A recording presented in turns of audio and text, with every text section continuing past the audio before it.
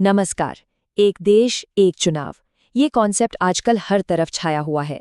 पर आखिर ये है क्या और क्यों इस पर इतनी बहस हो रही है? चलिए आज इसको आसान भाषा में समझते हैं। जरा एक मिनट के लिए सोचिए, क्या हो अगर पूरा का पूरा देश, हर राज्य, हर शहर, सब एक ही दिन एक साथ वोट डालने जाएं।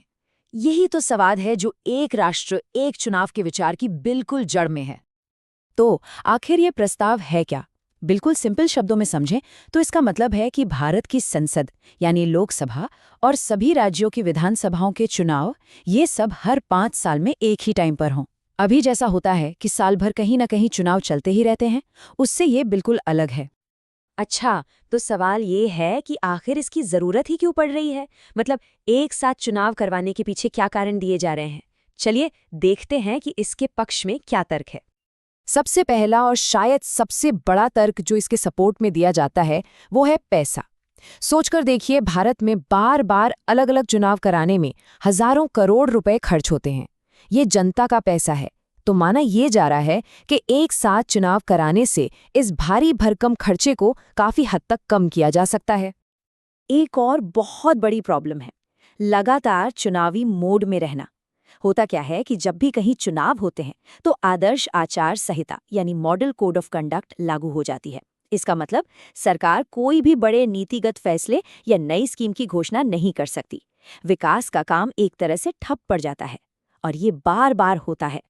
तो इन शॉर्ट इसके समर्थक क्या कह रहे हैं? पहला, जनता का पैसा बचेगा। दूसरा, सरकारें बिना किसी रुकावट के 5 साल तक काम कर पाएंगी। और तीसरा, जो सुरक्षा बल चुनावों में लगे रहते हैं, उन पर भी बोझ कम होगा, तो वो कानून व्यवस्था पर बेहतर ध्यान दे पाएंगे। लेकिन हर सिक्के के दो पहलू होते हैं ना? तो अभी तक हमने फायदे देखे, अब बात करते हैं इसके सामने खड़े चैलेंजेस की और इसकी आलोचनाओं की। सबसे पहली और सबसे बड़ी दिक्कत, इसे लागू करने के लिए हमें अपने संविधान में बड़े बदलाव करने होंगे। ये कोई छोटा मोटा काम नहीं है। फिर एक प्रैक्टिकल सवाल सोचिए, मान लीजिए कहीं बीच में ही कोई राज्य सरकार गिर जाती है, तो क्या होगा? क्या सिर्फ उस राज्य में चुनाव होंगे या पूरा देश फिर से चुनाव में जाएगा? इस पर अभी कोई साफ प्लान नहीं है। एक और चिंता है जो हमारे संघीय ढांचे यानी फेडरल स्ट्रक्चर से जुड़ी है। देखिए, जब लोकसभा और विधानसभा के चुनाव एक साथ होंगे तो हो सकता है कि राष्ट्रीय स्तर के मुद्दे जैसे देश की सुरक्षा या अर्थव्यवस्था राज्यों के स्थानीय मुद्दों पर भारी पड़ जाएं। मतलब सड़क, पानी, खेतीबाड़ी जैसे मुद्दे पीछे छूट सकते हैं। और हो सकता है कि लोग राष्ट्रीय नेता को देखकर ही राज्य में भी वोट कर दें।